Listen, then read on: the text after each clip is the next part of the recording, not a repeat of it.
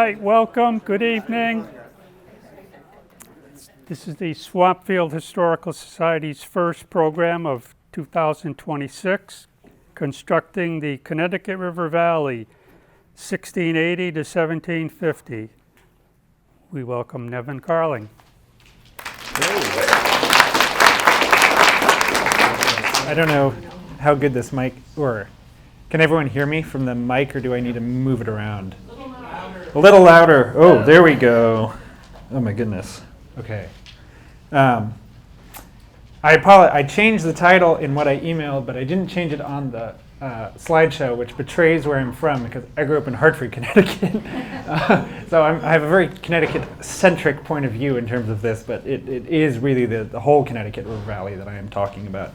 And I included at the end of the presentation some of the buildings on Main Street in Sunderland that fit what I'm talking about, and that would be really interesting in exploring a lot further.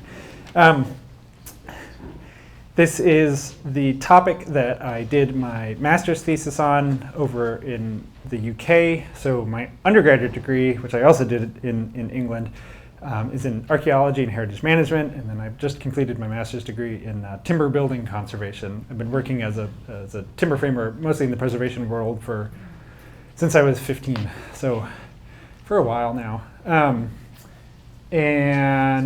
But through growing up doing that as a teenager, this is sort of how I fell into wanting to learn about archaeology and history and these buildings.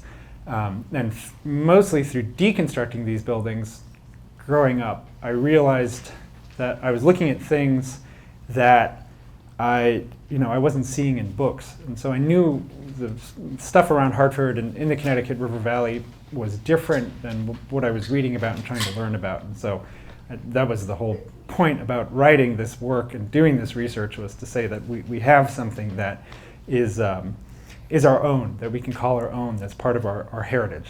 And unfortunately, less so up here, but it is happening, and especially down in the lower part of the valley, these buildings are getting torn down pretty rapidly. And so my hope is that by talking about it more and producing this research, that having something that is our own will make people care about it more, and hopefully preserve it.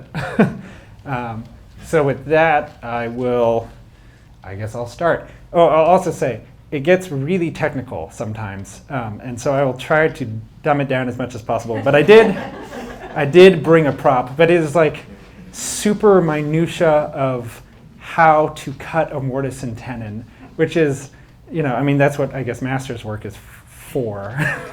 But it is sort of, it can be a little like, oh, what are you talking about? Sometimes I confuse myself, but anyways, so yes, this is a great print of Thomas Hooker, who is one of the big players in this region. He founded Hartford, Connecticut. The other big player in the Connecticut River Valley at this period or the two big players of the Pynchon, father and son, which I can never remember who was John and who was William. But anyways, this is, we can start here with walking through the woods. I will say that I should acknowledge the person that I grew up working for, who's somewhere on here, Steve Bielitz. This is the person that I started working for as a teenager. And I wrote in partner here, but Jessie is now my wife. So we got married in Deerfield this summer, so I should really say thanks to my wife for looking at a lot of these houses. I already sort of went through the purpose, so I'll just skip over that. So historic background. Again, I'm going to start with Thomas Hooker because I'm from Hartford, but this is sort of broadly true of a lot of the settlements that began to pop up in the Connecticut River Valley at the beginning of the 17th century. But this building, which is in Little Baddow in Essex, just outside of Chelmsford, this is a typical British timber frame of the 16th century. I think there's actually a 14th century bit in this, but or a 15th century bit, sorry, in this. But this is where Thomas Hooker rented while he was traipsing around East Anglia preaching the gospel. And this is actually also where John Eliot lived, who was the first person to translate the Bible from English into Algonquin, which was one of the key texts to preserve the Wampanoag language, specifically the Wampanoag dialect of Algonquin, or the Algonquin language group. So this house is of interesting importance. So this is the houses, that were people experienced, the people who were coming to this area in the Connecticut River Valley were familiar with building, and part of the landscape that they were leaving as they were coming into New England. So the majority of settlers who were coming into the Connecticut River Valley, they were coming sort of from this greater area in Chelmsford. But also East Anglia at large, which is a county East Anglia is made up of 3 counties is it 3 counties? In England, in the east of England, so which is Essex, Norfolk, and Suffolk. Yeah, Suffolk. But Essex is really predominantly where most of the settlers coming into the Connecticut Valley are coming from. So in England, I mean, God, there are so many minute individual building traditions across the entirety of the country. And East Anglia is no exception. Even all these little subdivisions of East Anglia have their own thing going on, which is of great interest to people over there as well. So we can sort of break the settlement patterns in the Connecticut River Valley into sort of 2 main periods. Period 1, which is 1635 to 1675, is where we see the initial town settlements along the coast, plains, and into the river valleys. This comprises the first and second generation of colonists. And the first generation of colonists are people who were born in England and come to America later in their life. Whereas the second generation of colonists are a mix between the two, of people who were born as English people but in the New World, and so had never been to England, and people who are migrating, continuing to migrate through this period from England into to New England. And period 2, which comes a little later, 1686 to 1734, which is where we begin to see the sort of separation of smaller towns and parishes from the initial land grants, which were the large claims that the English were making on Native American lands. And so smaller settlements were breaking off and sort of reaffirming their own individuality as the population began to grow. This is also when we start to see second generation of colonists begin to accrue generational wealth. So the land clearing and the sort of posturing that goes on in the first period is manifesting itself now as a second generation of colonists being able to have more material things and invest more money into those material things. They aren't necessarily settling anymore as much as they are building. And then the third generation is also being born in this period, so the children of the second generation. And the third generation now is largely made up of people who are born in America. So they have a very, very different worldview from both their parents and their grandparents because they're born into a frontier and into a place that is really in flux. Also, this is an interesting thing that you have to keep in mind. So almost all of these colonies in the Connecticut River Valley were founded as for-profit institutions. They had to make money. There were charters for their settlement in the New World in order to generate revenue for shareholders in England. But these companies were led by a few different types of people. So we have gentlemen companies, which were led by sort of minor aristocracy, who were coming from England and from East Anglia with groups of people who had relationships with their families. So they either worked on their estates or they were part of their expanded kinship network. Clerical companies, which were following preachers, so people who were following John Eliot, Thomas Hooker. Thomas Hooker's big thing was that he romped around the countryside and gathered up all these people who were really dispossessed with the way that the Church of England was being run, and also, they lived in serfdom still at this point. And so that, Thomas Hooker was saying, well, you don't have to do that anymore if you come across the ocean with me. And then lastly, extended family companies. So these are groups of family members, cousins, and relations, and other people who had married into families that said, you know what, we're not making a living here. We should just move as a group over to these settlements.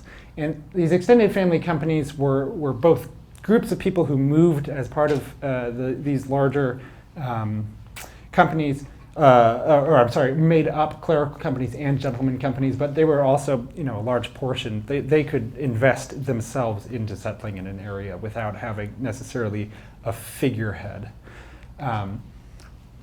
So again, I apologize. This is where I grew up, and this is also where I have the most data. So I'm going to talk mostly about Hartford, but there is a lot of relationship here.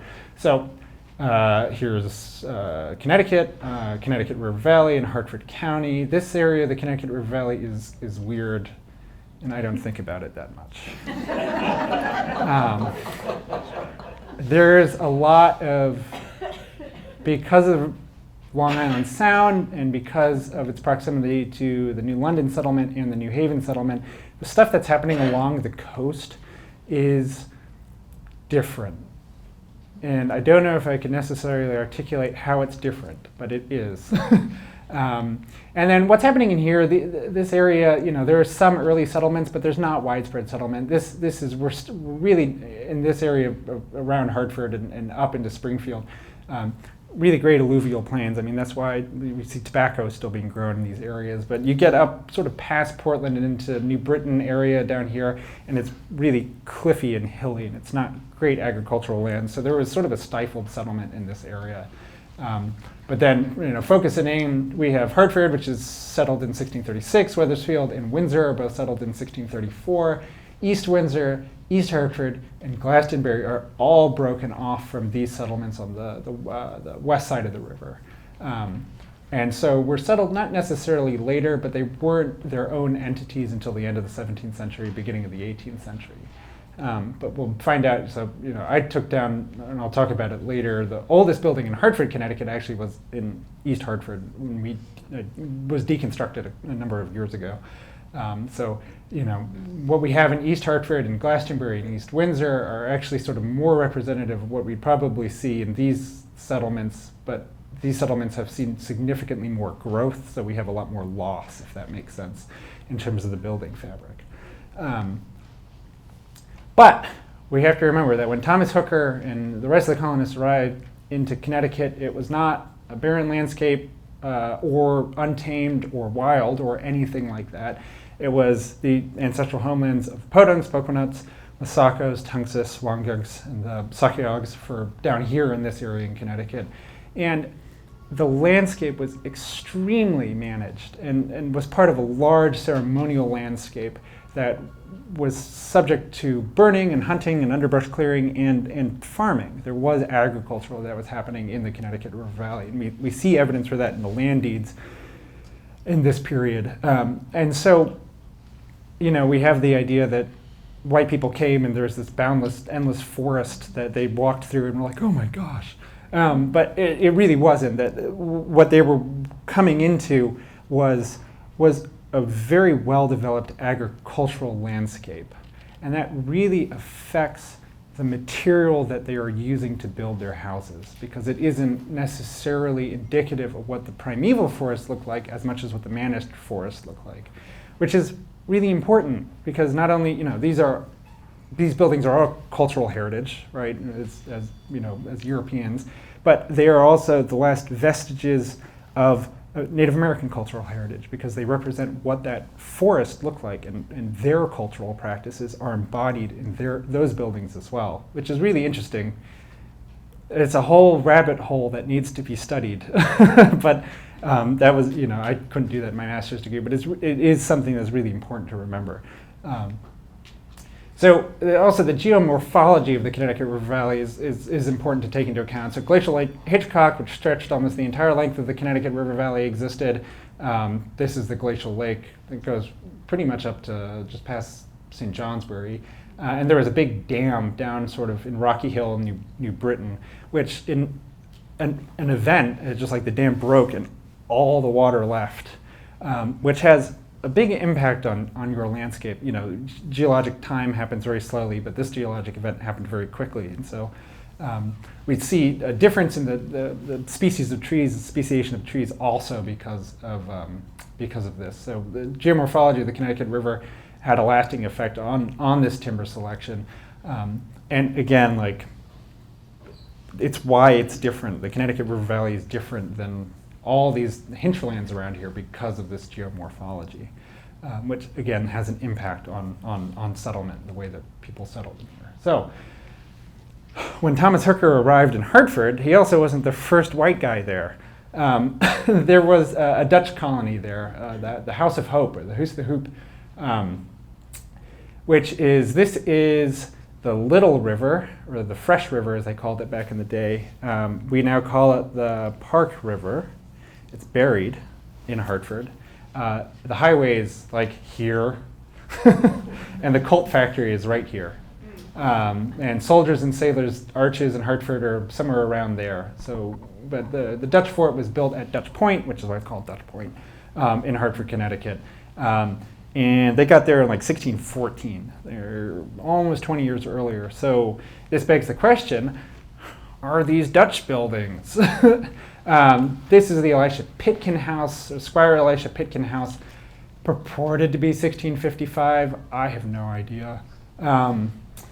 It's now down in Guilford, Connecticut. It was deconstructed in 1955. This later house is sort of another great Connecticut house, but this does not look English.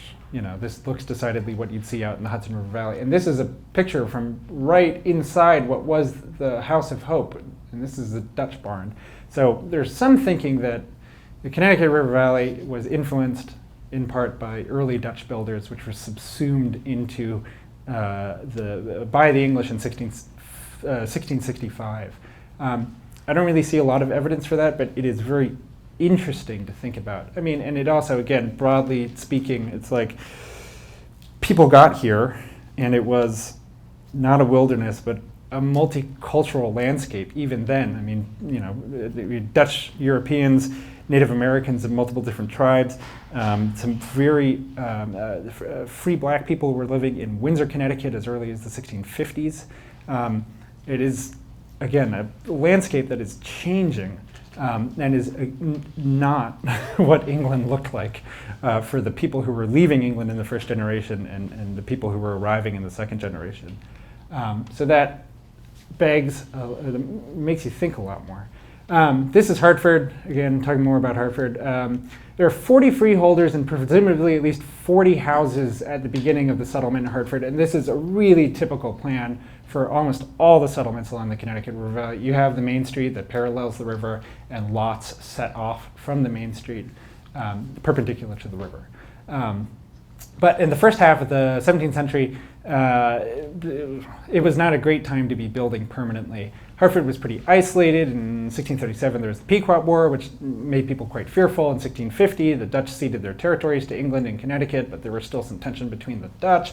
And in 1675 to 1678, King Philip's War happened, which saw a lot of destruction throughout New England by Native Americans who were trying to drive the English out. So sort of before the end of King Philip's War, there wasn't a lot of reason to build nice houses because you didn't know if they were just going to get burned down in whatever war was happening that week.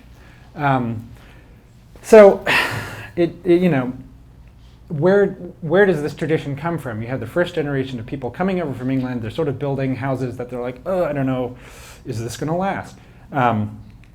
They are building things like, this is the sort of earliest known representation of Thomas Hooker's house. I don't know how, you know, made up it is. But really, we don't know what the first houses look like. There's a little bit of archaeology that's been done in Hartford and around Connecticut and up here. There is also evidence from the rest of New England that there was a way bigger variety of houses that than we see today, including post and ground houses where they don't have a sill. The posts are literally just dug in holes and put in the ground.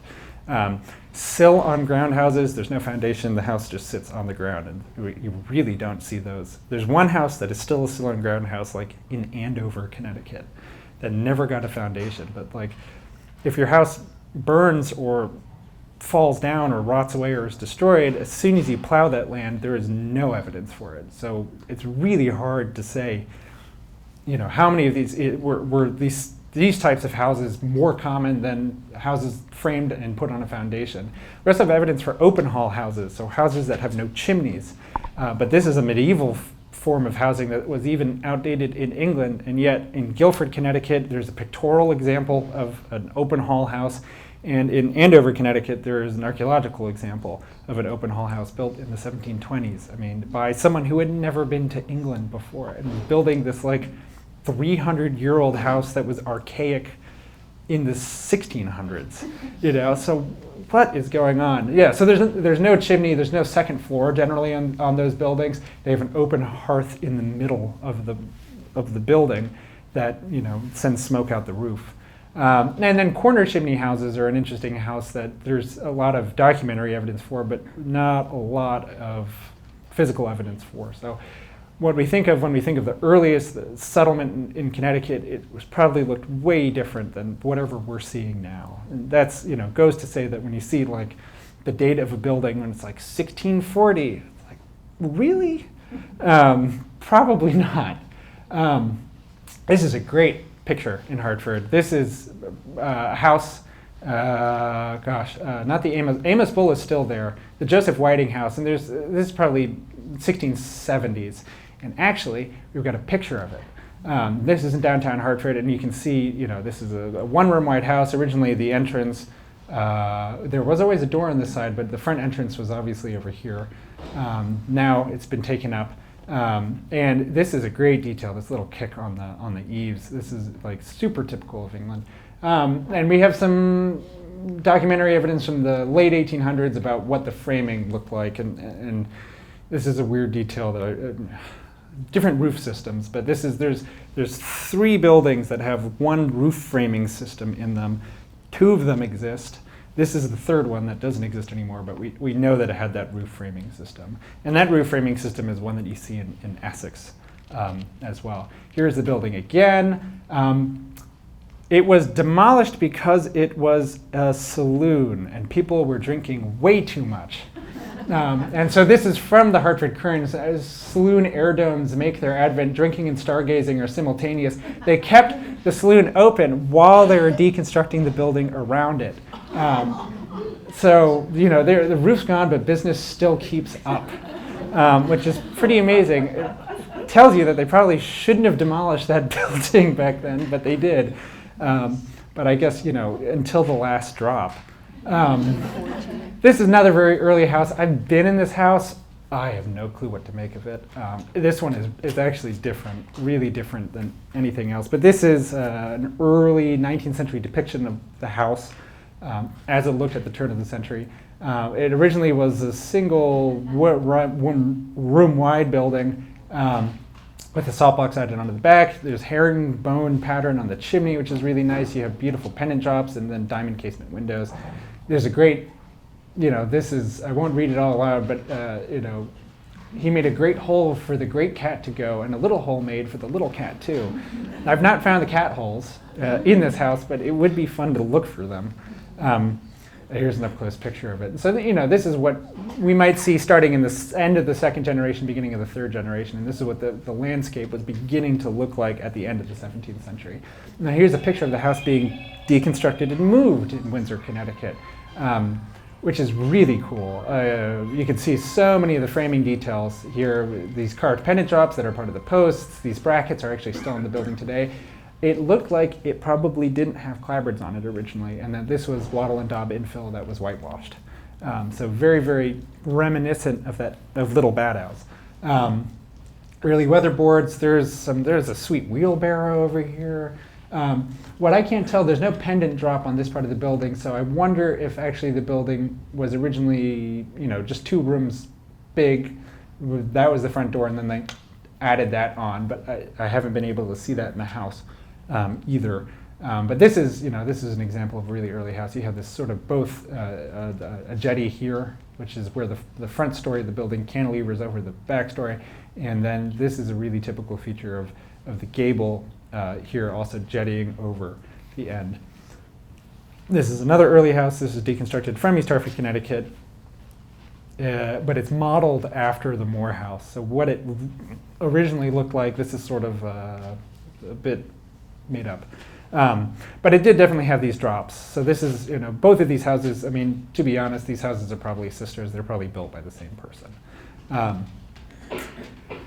So this is where you get technical. So there are three forms of houses that we see really typically in the Connecticut River Valley. I had fun names for these. Oh no, I still have my fun names for these. The type 1 house, just sort of the base model. There's no jettying, so no projection at all in the front face. It's a simpler roof construction. It's sort of like a no-frills house. That's like lower middle class. And then you get the sort of like demi-English, the type 2 house. So there's jettying on that gable. There's the cantilever gable at the tie beams. The roof system is a little bit more complex, and the insides tend to be a lot more decorative. And then you have the full English, which is the type 3 house. So this is a type 3 house. This is all the thrills. You have a jettied second and third story, complex roof construction, a decorative and elaborate interiors. So it's sort of a tier list. And this is sort of what the best that money could buy you in the Connecticut River Valley at that period. This is the earliest dendro-dated frame in the Connecticut River Valley, as far as I'm aware. I don't know if I lump Guilford in, but maybe I do. Guilford is a house from 1694, so just a little bit earlier than this. But this is sort of a really typical type 1 house. Like I was saying, there's only 3 buildings like this. 2 are extant. There's the John Goodwin house, which was in East Hartford, Connecticut. If you want this house, it's for sale. It was deconstructed, and I would really prefer that this building goes up somewhere in the Connecticut River Valley. But like, the town of East Hartford does not want to buy it and turn it into a museum, and it probably doesn't. It's from Hartford, but there's nowhere to put it. You know, no one is going to fund. So it should be a private house in that way. This is the only sort of complete one. So the amazing thing about the John Goodwin house is that it like never got messed with. It was built in the late 1690s, and then John Goodwin's son, Caleb, was like a bachelor who died in his 50s. And then his family actually moved the house across the street after that and turned it into a widower's house. So like they never put any money into it after it was initially built. So this is an amazingly well-preserved 17th century building because they never added anything to it. And again, this is sort of marks the middling class, you know, the middle class of the Connecticut River Valley. Here's the house coming down. Super beautiful frame. This is really important to note. This is where we begin to see the change in building technique from what it originally was in England to, and even Massachusetts and other parts of Connecticut, to something that is unique to the Connecticut River Valley. So this adaptation of the gunstock post is one of the defining characteristics of these structures. Not only do they look different from the outside, from other buildings, but they're also being fundamentally constructed differently. And I have a post, so I'll show that in a minute. This is the Nathaniel Parsons house in Northampton, Massachusetts.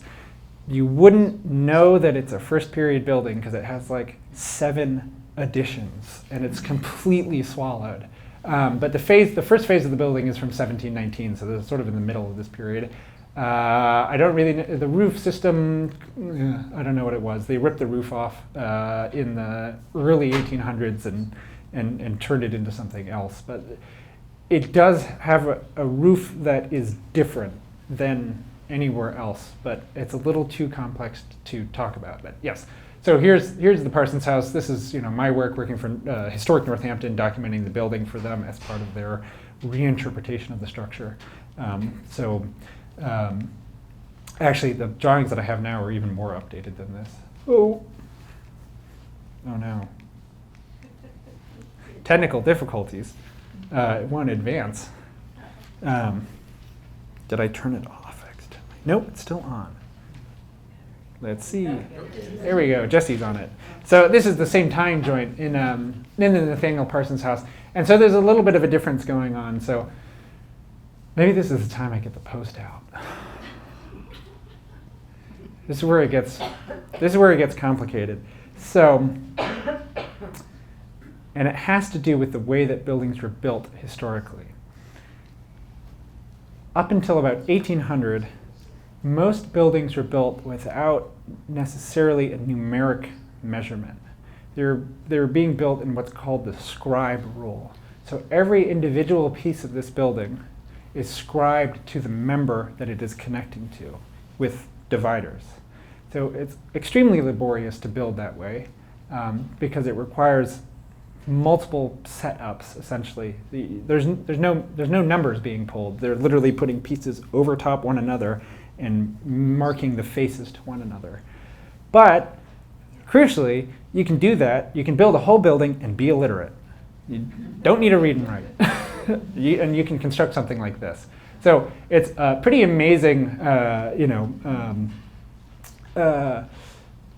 adaptation that's going on. For people who are, the master carpenter in a situation like this is probably literate. I mean, Puritans were very conscious about education, but not everyone, obviously, who was in the colony was a Puritan, and not everyone, also, it was a very unequal society. So people who were laborers probably were not, and who were probably doing the cutting of these joints probably were not literate, or not functionally literate. And numbers didn't matter anyways. Why would you need them? Because they complicate things in a scribe layout. So that means that the way that these buildings were being built was cultural, if that makes sense. Someone knew how to build them, and someone was paying them to build them that way. And because you didn't have to have a tape measure, or actually fundamentally building these buildings, you would have what's called a story pole, which is a piece of wood with certain increments marked off on it. So it was a physical object that you would use to lay out a building. I wish I had, it's in my truck. I have a story pole, actually, which I usually have for these kinds of things. But so that object itself was like a cultural envoy. From that one stick, you could build a building, but you had to know how to build it. Then you had to know exactly what this type of joinery looked like. So already what we're seeing in 1719, almost 100 years after settlement, is that the construction practices that were being done by people who were moving from England had fundamentally shifted into something that you would never see in England. There's one example in England of a joint that is similar to this, not exactly like it. So within 2 generations from the initial settlement, people had changed how they had been building for over 1,000 years, which is pretty remarkable. And next, sorry. This is the Daniel or the Noah Webster house. Noah Webster was born here. He did not write the dictionary here, but he definitely had his thinking was here. This is another house that's dated 1747. Next. Very similar frame, but we have a little bit weird thing going on at the jowl post. This is, it's the same logic that's going on in the other jowl post, but applied in reverse. And I'll talk about it later because the Isaac Graves house has the exact same joinery in it. So those, you can see even the distance between West Hartford, Connecticut and Sunderland, Massachusetts, this defines how people were building their buildings. Next. So we have a reduction on the jowl post. So you see, instead of having the little step down like in Nathaniel Parsons, where it meets the wall plate, they have it where the tie beam is. And the fundamental reason for that is, go back. It depends on if you're going to scribe the long part of the frame first, so the eave of the building first, or the gable of the building first. So in this setup at the Webster house, they probably scribed the long part of the building first, and in Northampton, they probably scribed the gables first. So it's just like, this is minutia, but it is important because you see how people are thinking about these things. And like, a house is not just a house. A house is a representation of the person who lives in it. I mean, we all drive by houses, especially new construction, and go, ooh, who would want to live in that? That's exactly what was happening back then, Someone rode by on their horse and went, ooh, who would want to live in that? Or, holy crap, who's living there? It's the same thing. And so, this is a form of self-representation, and it's saying, not only I have enough money to afford to build a house this nice, but it also signifies that I'm in the in group. I can build a house like this. I'm not building it like they build them in New Haven or in Boston or anywhere like that. I build it like here. So that's it is important. It's important to think about that this is how people connected themselves to one another in a large landscape and differentiated themselves from other people, especially other English people. They didn't, I mean, people in Connecticut and also in the Connecticut River Valley did not really relate themselves to Boston that much. The only reason why the Pynchons sided with Boston was because William Pynchon got into like a heated debate with Thomas Hooker over a religious belief. But William Pynchon controlled the falls at Windsor, so they had to portage through Springfield, so he got attacked. And he's like, you know what, screw you. I'm going to send everything to Boston. I'm not going to send it down the Connecticut River Valley. And everyone lower than Springfield, Massachusetts was sort of, all their trade up the river was destroyed instantly because William Pynchon was petty. But they still built like this up here, so people were still connected, obviously. Next and next. This is a type 2 house. This is the Samuel Moore house in East Windsor, Connecticut.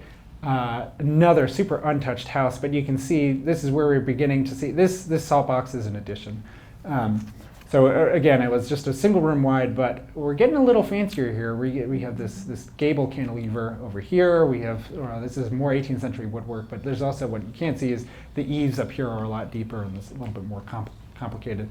I've not been in this house, and I actually suspect that this house might be a type 3 house, but the people who own it don't live in it and they're very elderly, and I can't get in contact with them, unfortunately. But if you go to the next slide, oh yes, here's your your cantilever gable tie beams again. Beautiful house. It looks exactly like this today. Next slide. There's some drawings. Next slide. This is the interior, and it's still like that. It's really fantastic. It has not been touched, which is really nice.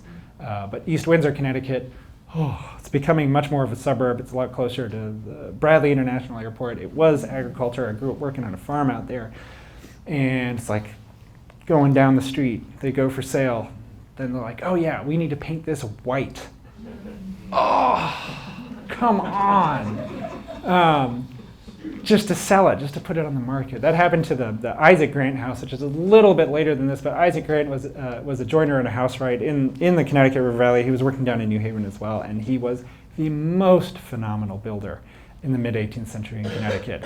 And his house, all the original colors in it, real estate agents got a hold of it, black baseboard, white walls.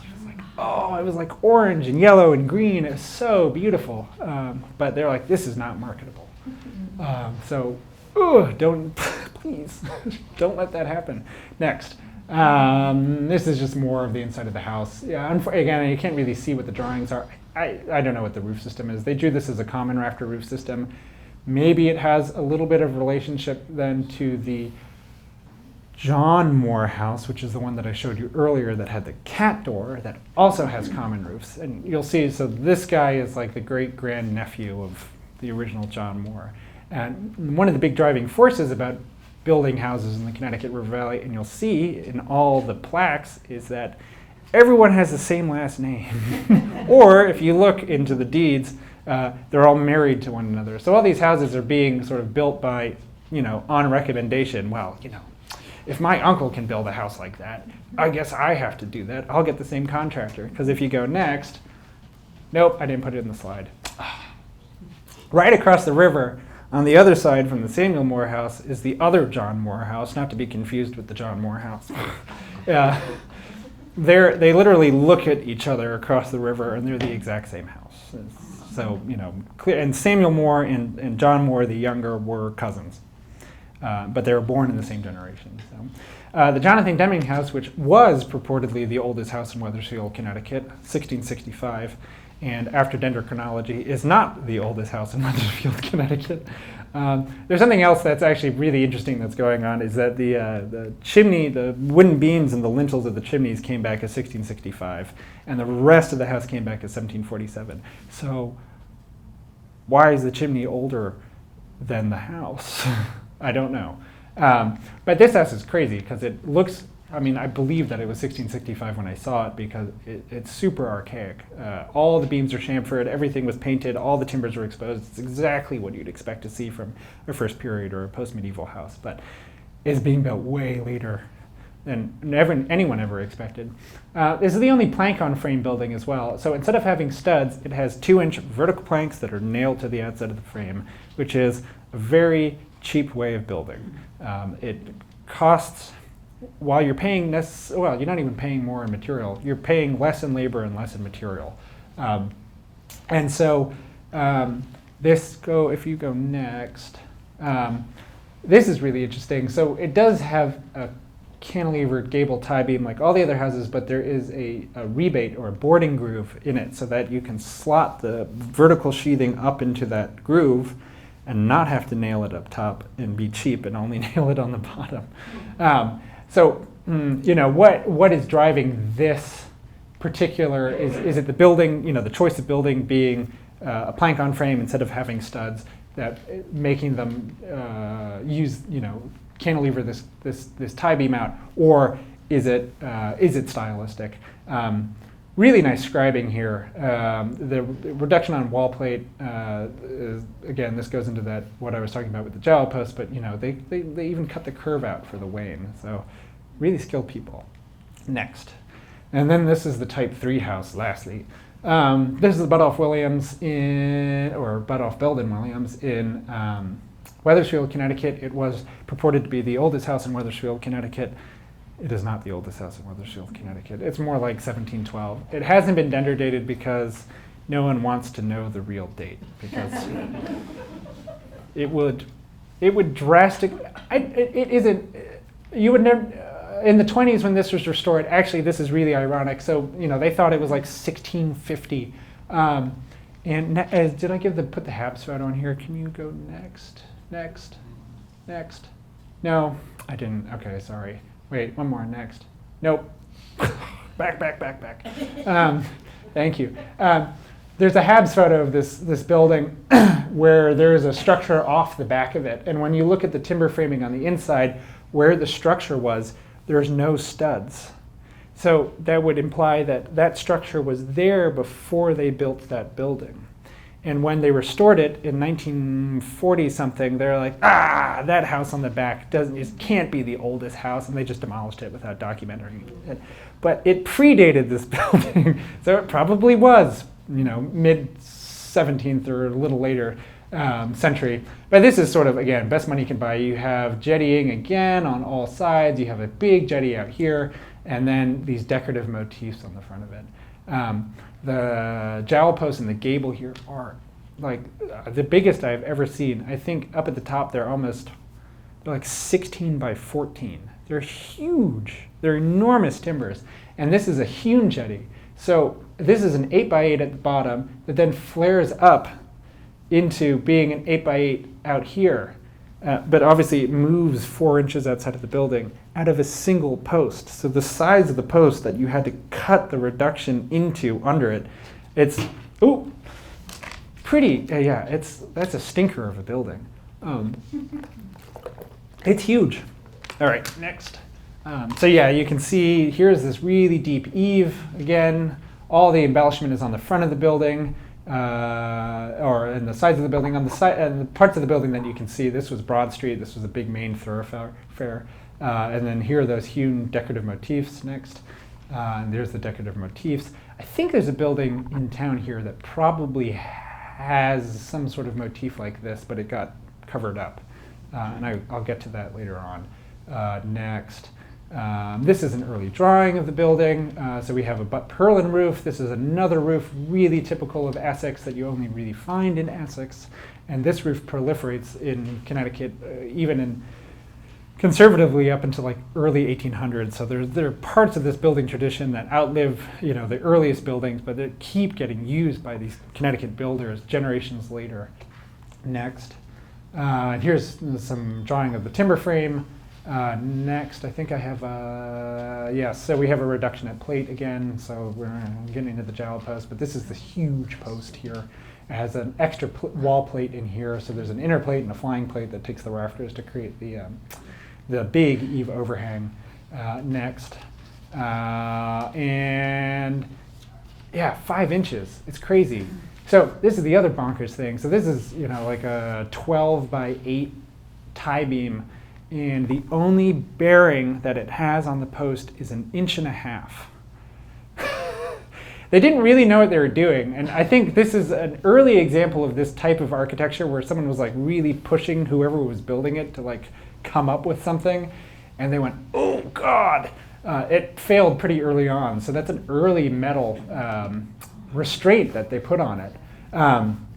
So yeah, there's just a tenon right here that's, is it even? Yeah, that's flush to the outside of the post, and the timber is 1.5 inches sort of inboard of that. And so there's a huge amount of roll, and if you go to the Budoff Williams house now, you can stand at it, you'll see that the whole gable is leaning out.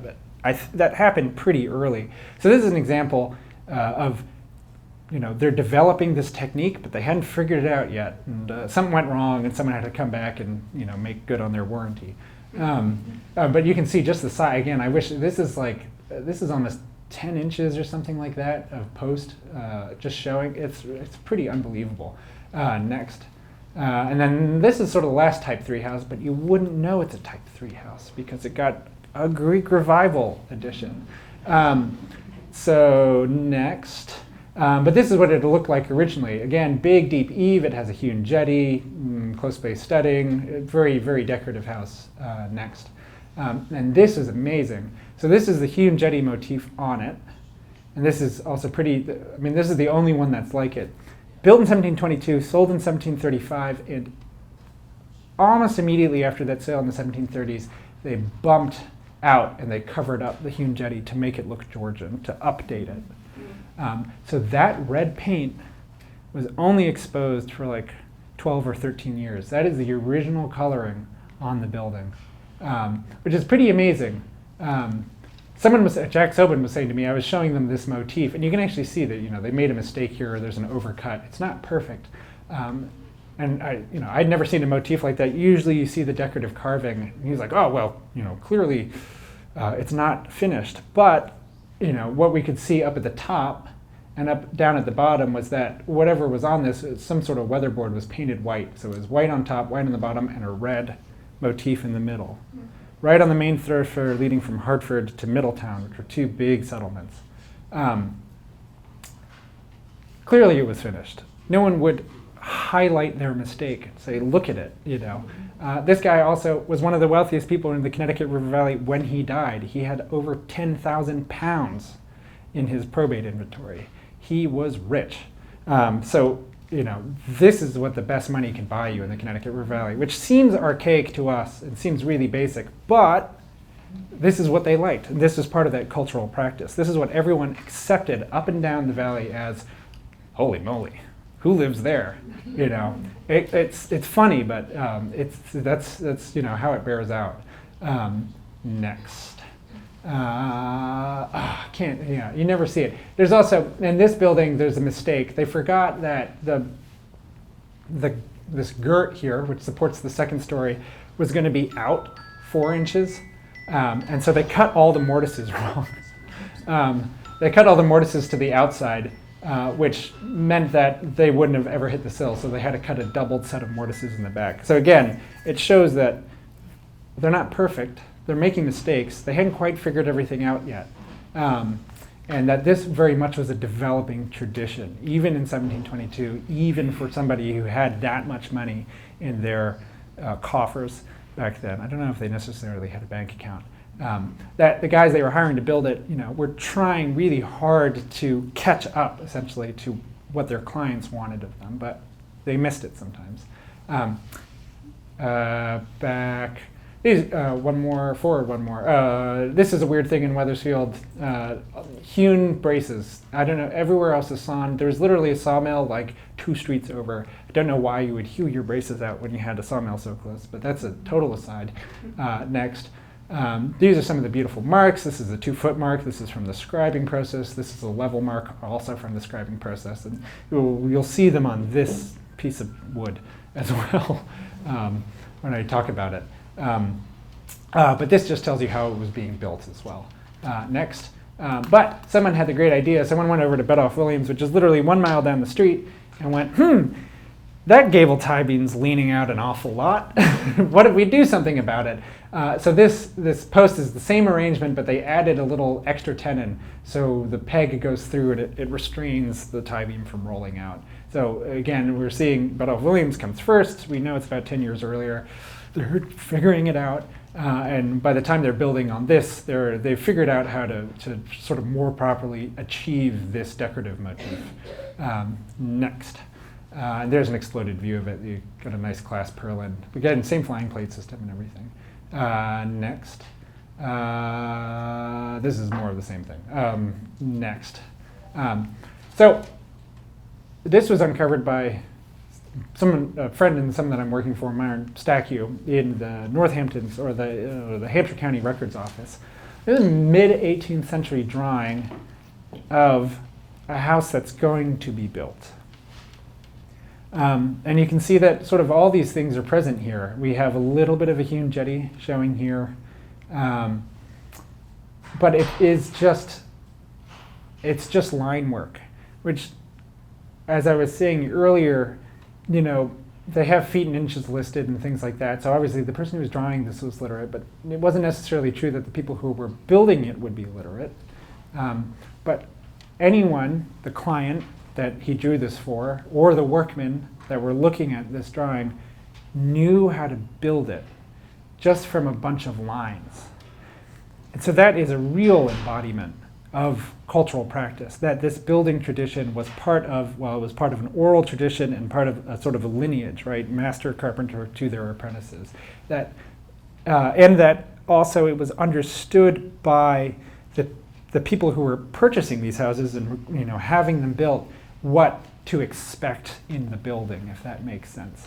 So just having this little document says a huge amount about how these carpenters are building. They knew exactly how to build something.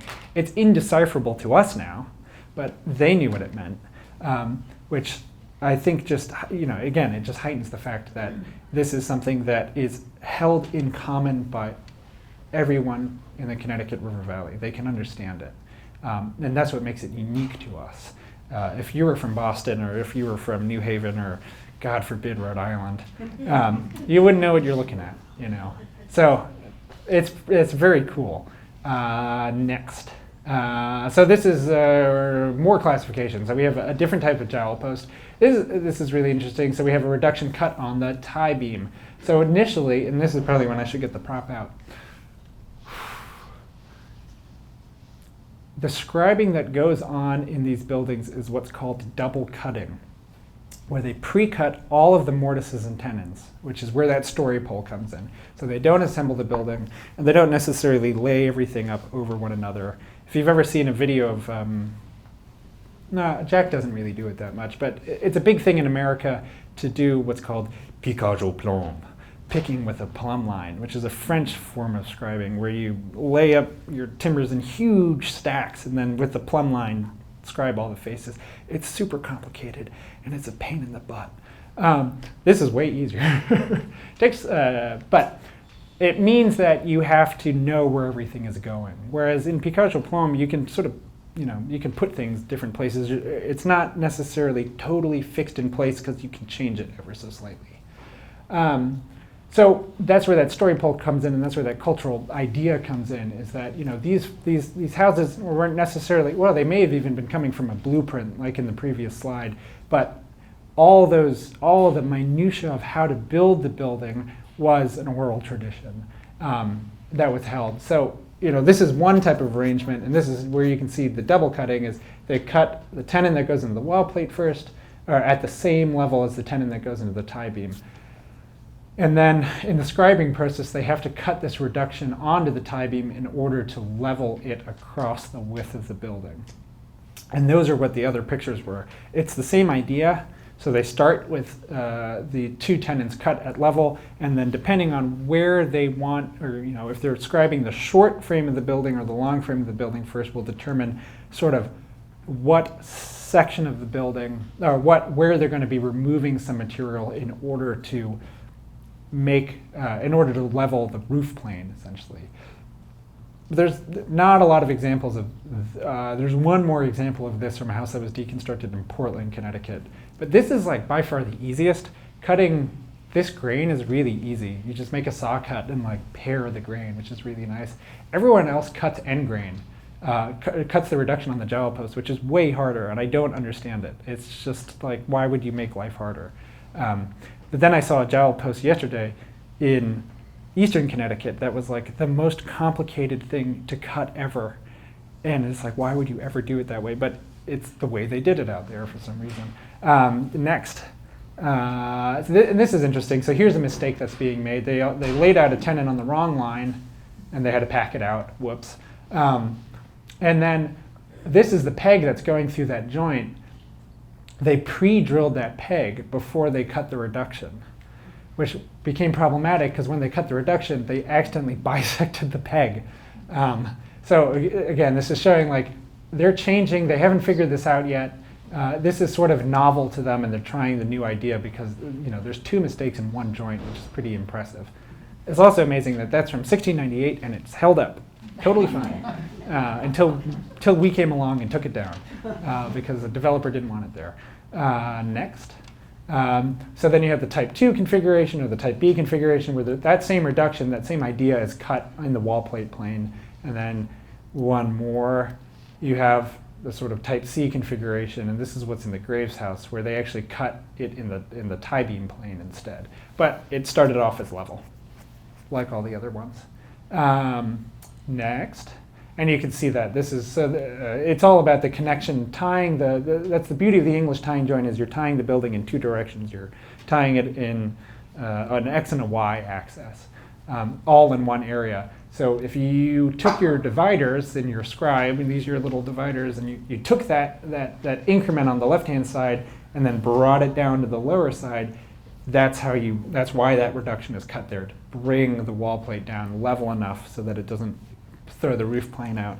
And it's the same thing in the opposite direction. This thickness of the tying joint here on the tie beam is then that whatever that measurement is brought with a pair of dividers down onto the post there and cut that way. So, but it's the same fundamental logic.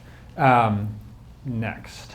But if we take a look at wider view, this is this one example of a hewn jowled post in East Anglia, but it's not quite the same. So from this, maybe there is one somewhere else over in East Anglia, and no one's found it yet. But compared to how common it is in the whole Connecticut River Valley versus how uncommon it is in the places that these people originated from, it's clear that maybe they were adapting on an earlier tradition, or they created an entirely new tradition on their own because of the circumstances that they found themselves in. Next. This is sort of and if we look at Connecticut, this is down in New Haven Colony. This is a completely different jowl post arrangement, and I don't have, it's too technical to explain why, but it is 90 degrees to how it should be. But they build them like that down there. And then this is up in New London County, Connecticut, which is a completely different jowl post. So it's still tapered, but they don't have the crossing tenons, the perpendicular tenons for the tie beam and the wall plate. They just have one big old tenon for the tie beam, and then they fit the wall plate in.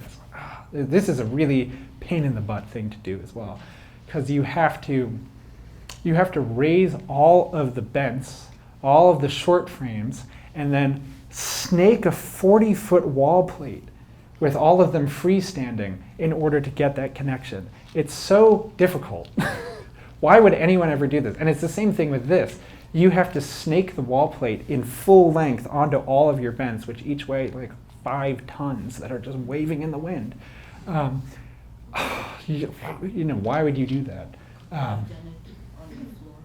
No, it's two axes. So you have to raise each bent first, because if you put you would not be able to put the wall plate to the tie beam connection together on the ground unless you were bringing the whole thing down onto your posts.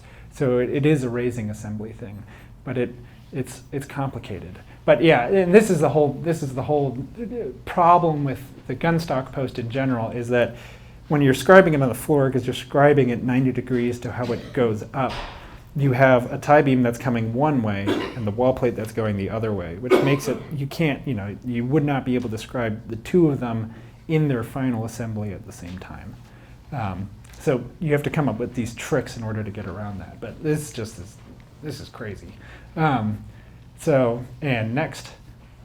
And then in Massachusetts, this is sort of what's way more typical, and this is what's typical in England and has been the sort of normal assembly in England forever, where the wall plate is almost set completely below where the tie beam sits, and the only part of the building that the tie beam interacts with is 1.5 inches or 2 inches up here, and it sits on the teasel tenon. So you get this step like this, dog leg, where in Connecticut it's pretty straight across, or in the Connecticut River Valley it's pretty straight across. And we can look at that on this post.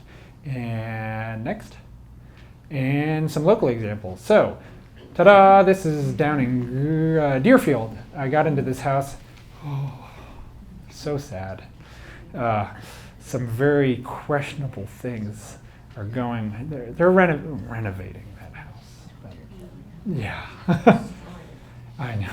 But this is on TV, so I should probably be peaceable. But thankfully, I mean, this is the nice thing about when people do renovations like this, is that you get to see the bones of the whole place. So I got in there on a weekend and drew up the frame. So next. And so this seems to be like this is a typical example. This is really cool, and I did not expect to see up in here. So typically what you find for sawn material is up and down sawmills. So the saw cuts are very, very vertical and regularly spaced. These are pretty vertical, but not that vertical, and very irregularly spaced. This is being pit sawn by two guys sawing those timbers out, which you don't see that much in the Connecticut River Valley. I've seen it in just a few buildings. So the question as to why all the rafters, or not the rafters, these are the braces in this upper part of the house were being pit sawn out, is really interesting. And I don't have a question for it, but why didn't they have access to a sawmill, or those kinds of things. But super typical arrangement. You have principal rafters, a little bit of a cantilevered front post. This is a Type 2 building, so what you can just barely see there. I didn't blow these images nearly enough that the gable tie beam hangs out over the gable plane of the building. But what's really cool is these super long braces in the building, and this is harder to explain, but this was someone who had seen something. They had seen this long plate system, or this large eave overhang, didn't quite know how to do it. So they messed up where the rafters landed on the rear plane. And they, because you want the roof, the bottom of the rafters to be coplanar, but the wall plate is 4 inches lower at the back. So that messes up the inner pitch of the common rafters. These are the common rafters. So their solution to that was to take a 3x4 stud and peg it to the back of the wall plate here, to raise it up high enough so that all the rafters land on it in the same plane. It's like they were scribing it, they were putting it all together, and someone went, oh no, what are we going to do? So it's kind of hard to imagine that all these rafters are sitting on like 4 pegs.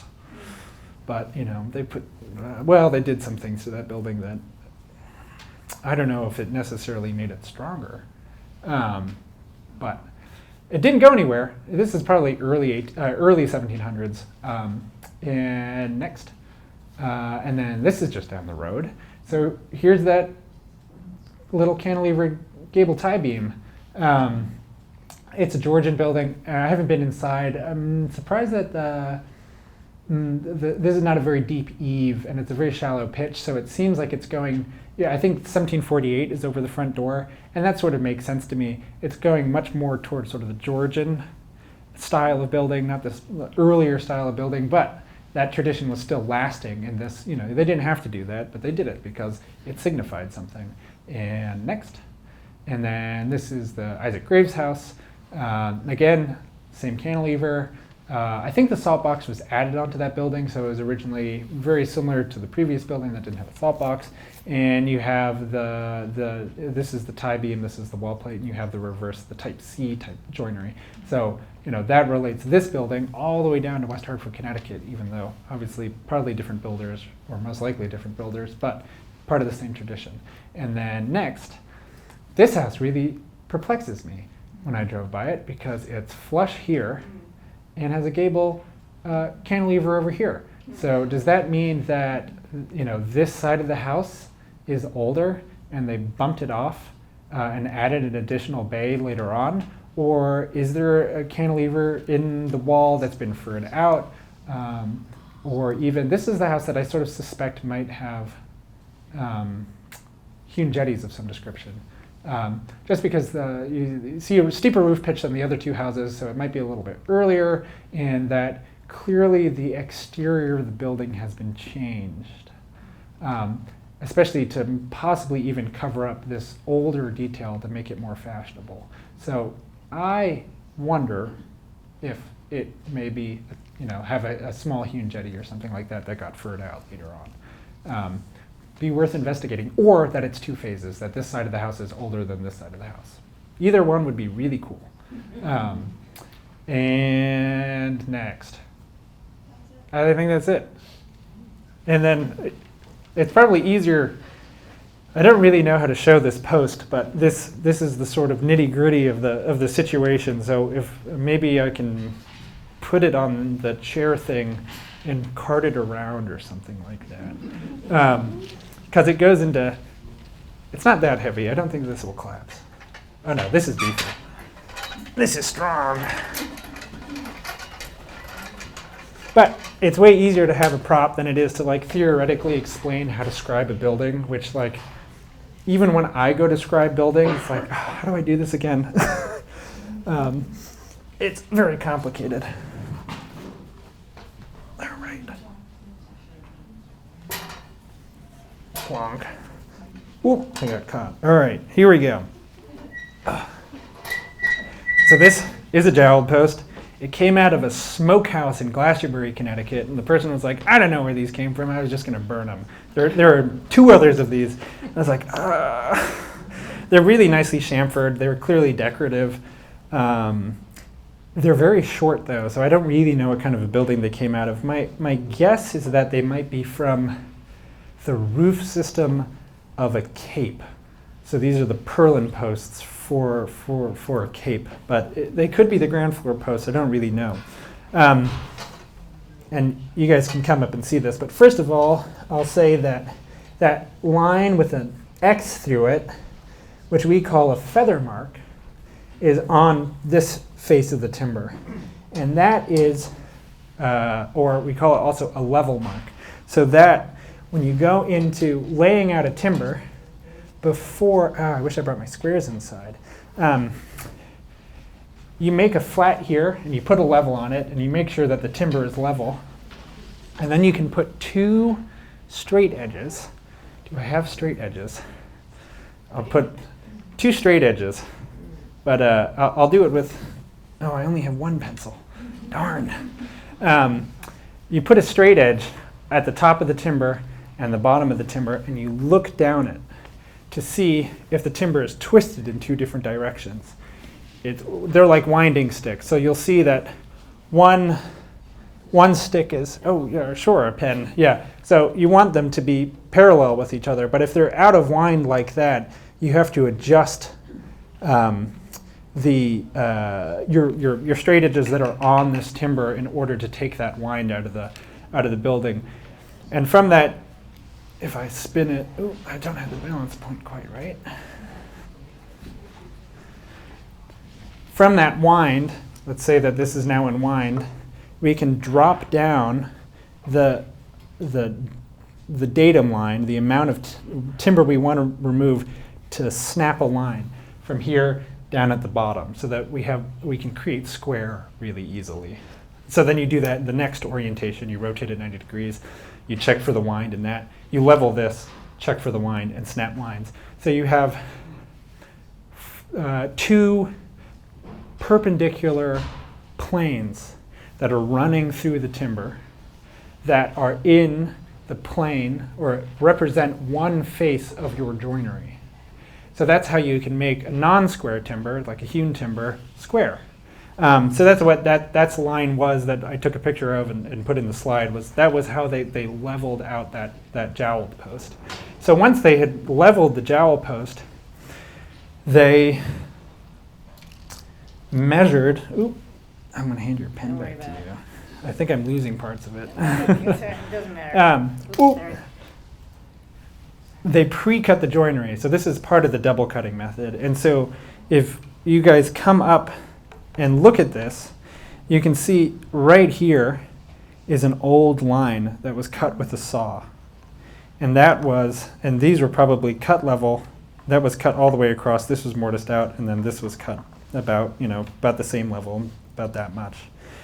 It was pared away in the next scribe. But then they fitted, and this is where it gets complicated. I haven't found, there's another mark that's on the back. So that line with two circles through it's what's called a 2-foot mark.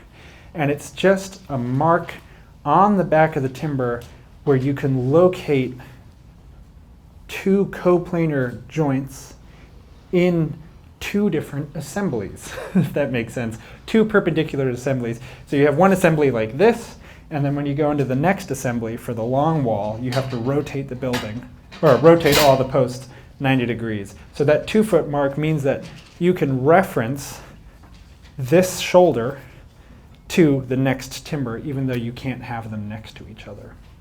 And so that 2-foot mark is marked off by taking the depth, the depth of the mortise, what is this, like 4 inches, and subtracting that from it, and you can mark it down here anyways.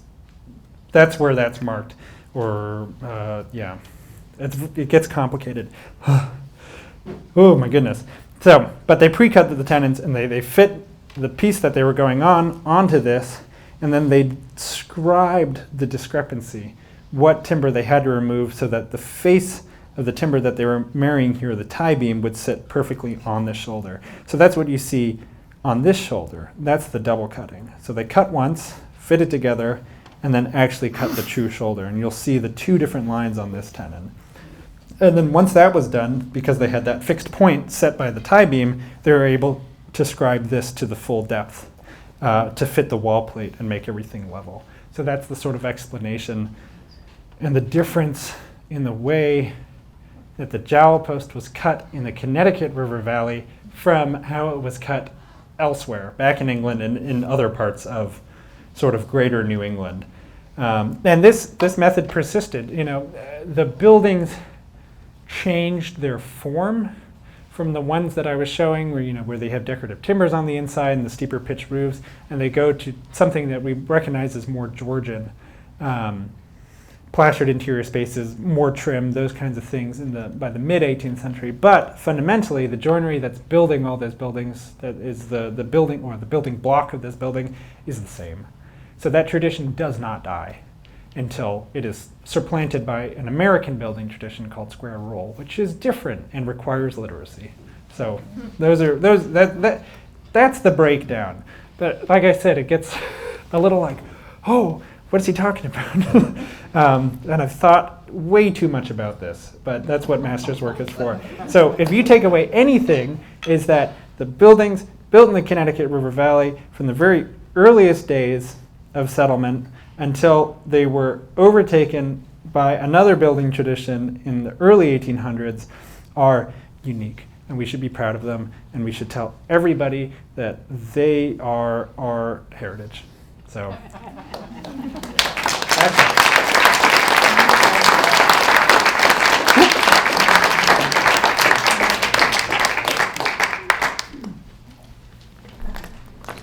Any questions?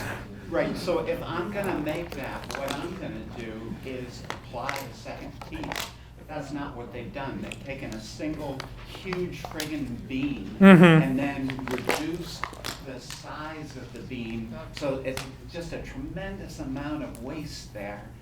Yes. From the top to the bottom. And it was decorative, though. You'll find So this, people call them gun stock posts because, they kind of look like a gun stock. But this has been always a decorative motif. To have, this was probably a larger timber that was hewn down to make it have the flare at the bottom.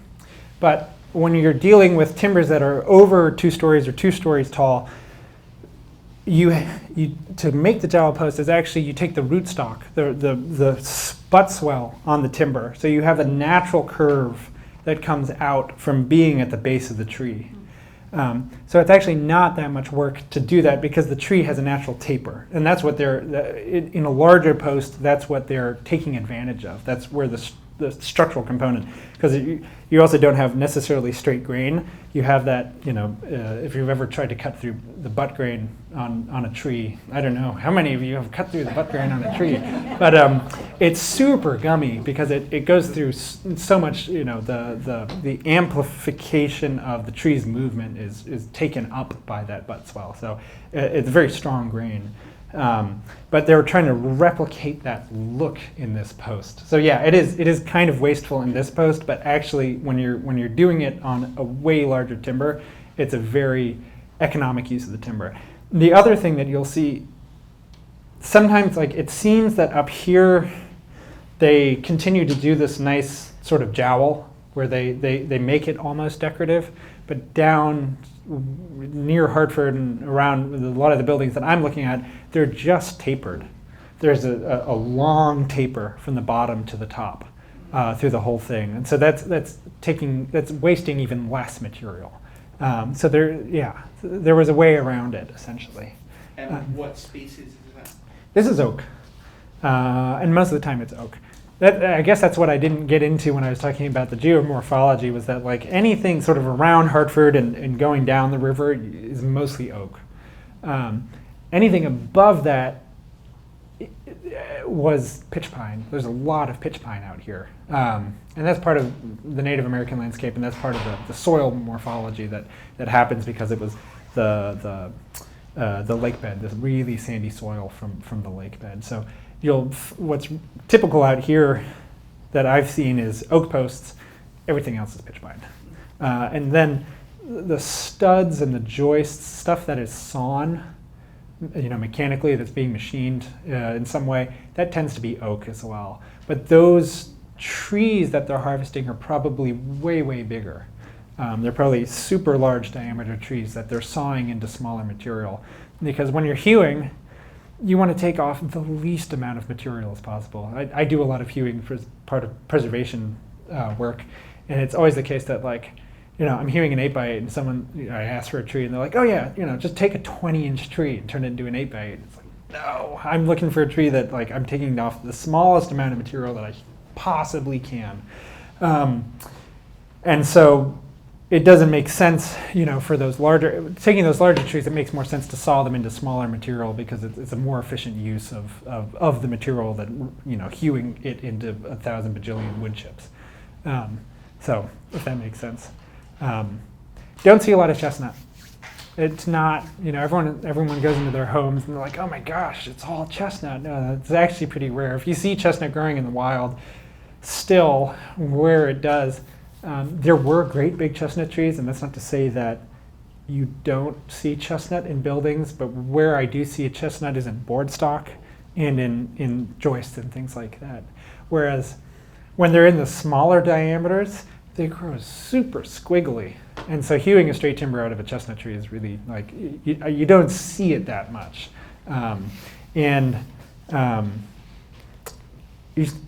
This is a total addendum, but you start to see chestnut more later in the 18th century in buildings because it's likely that chestnut is a great tree for coppicing.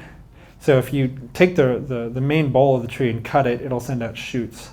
And then you can manipulate those shoots and have them grow into multiple trees, multiple stems that you then coppice or cut for material. Chestnut is a prolific coppicer, and that's what you'll see in Britain and in France and in Europe, that chestnut coppices are very, very common. Don't see them a tremendous amount for building material, but you do over here because by the mid-18th century, especially down lower in the Connecticut River Valley, there was a timber shortage. They were trying to get they were trying to grow their material back, which is amazing. I think people settled here in 1630, and by like 1750, they were out of wood. That's just how vicious we were, really, how much we were consuming. It's pretty unbelievable. So, any other questions? Okay, sorry, I threw a lot of information at you. But, yeah, I just hope you guys, I just want to spread appreciation and in the hope that we can save more of these buildings. They really should be. What is your current project? My wife and I bought a 1790s house out in Western Maine that we're currently fixing. I'm driving up to Maine tomorrow because I took down early 19th century 18 by 22 building that I'm fixing to put up as a workshop. That was another building that was going to be demolished, and just saved it from being demolished so that I can have a workshop to work on the things in the house, because the house has been abandoned for like 30 years. Other than that, I work the whole of New England, so I'm finishing up work right now for Historic Northampton on the sort of reinterpretation of the Parsons House, which has been really interesting. There was an HSR, a Historic Structures report, written on it in the late 90s, and me and Myron have gone back and found more information. And the hope is to also look at the house, because it has multiple changes, as sort of a timeline of ecological change in the Connecticut River Valley. So the Parsons House itself, the 1719 portion, is representative of what was here in the valley. But by the early 1800s, it seems that they were bringing material down the river or from the hills, which talks to the deforestation and everything like that. So we can really, through that one building, we can map a huge amount of change in the landscape and the ecology locally, which is pretty cool. And then probably going to work in Montague on a house that needs repair. And I'm sort of here, there, and everywhere. So.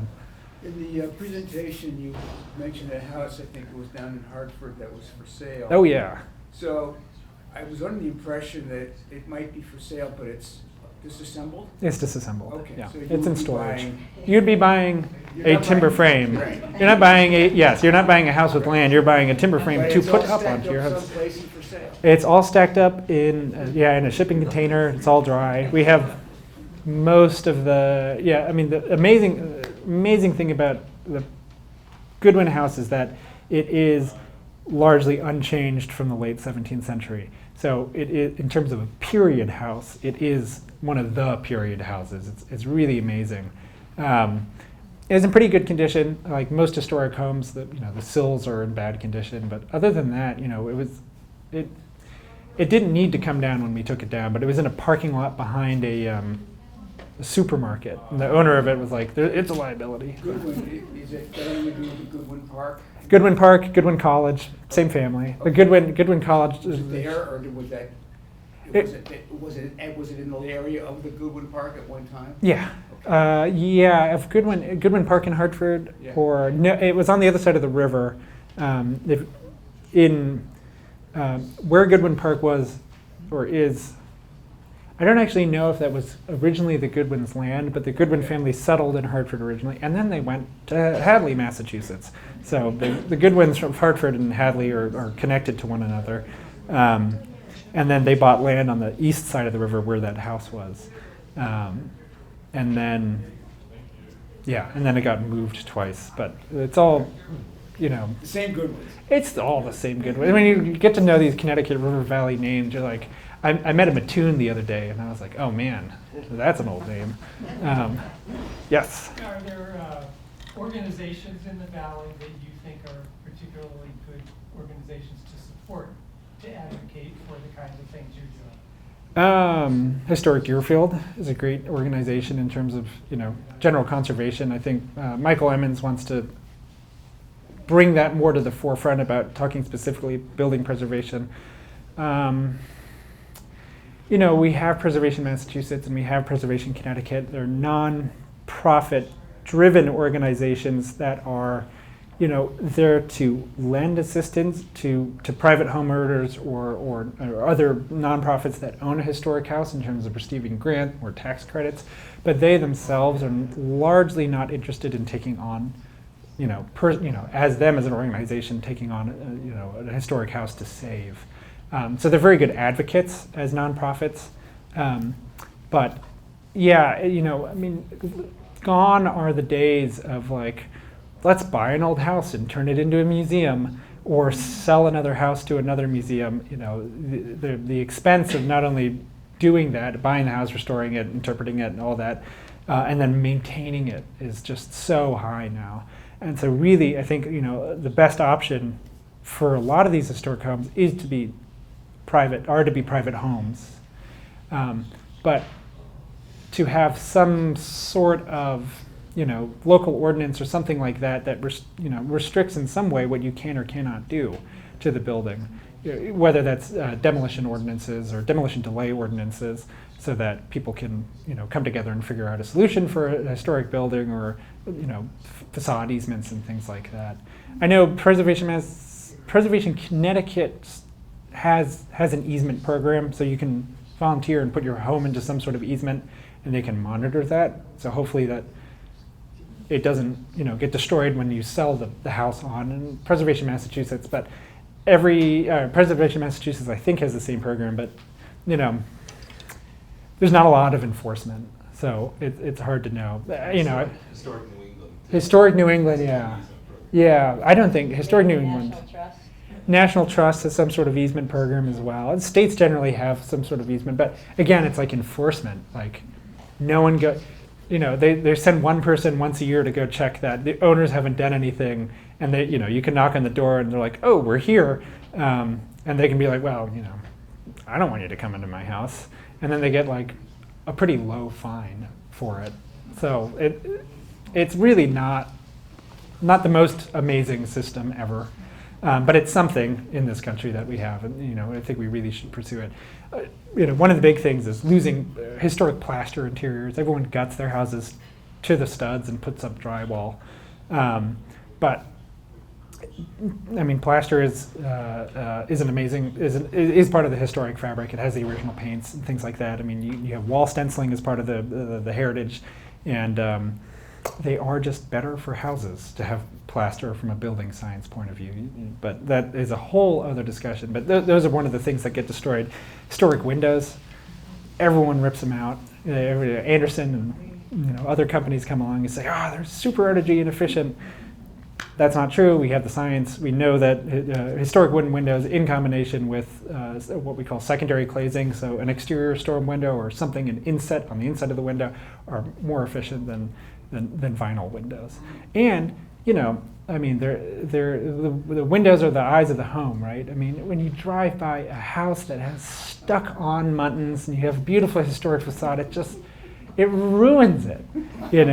It's just it's so bad. They're not renewable. They have a 20-year warranty, but they fail within 5 or 10 years. Or something goes wrong with them, and then you just chuck them out. They just go into the landfill, whereas wooden windows are almost infinitely repairable.